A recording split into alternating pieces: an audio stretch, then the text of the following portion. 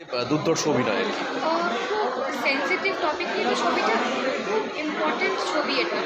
তো আমি যে এরকম একটা মিনিংফুল আর একটা ইম্প্যাক্টফুল ছবিতে কাজ করার সৌভাগ্য হয়েছে আমার, আমি নিজেকে খুব গ্রেটফুল মনে করি।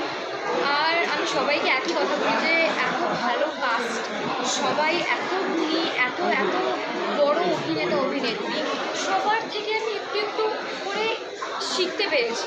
আর সেই শেখাটা নিজের মধ্যে নিয়ে আমি সেটাকে অ্যাক্টিং করে দেখাতে পেরেছি।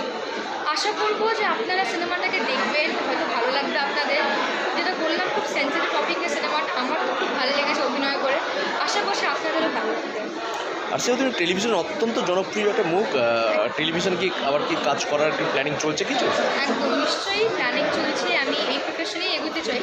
কিন্তু এখন আমার ক্লাস 10-এর বোর্ড এক্সাম চলছে, তো তাই জন্য আমি একটু পড়াশোনায় ফোকাস করছি। আমি ক্লাস 10-এর বোর্ডের পরে আবার এই প্রফেশনেই ফিরবো। Thank you.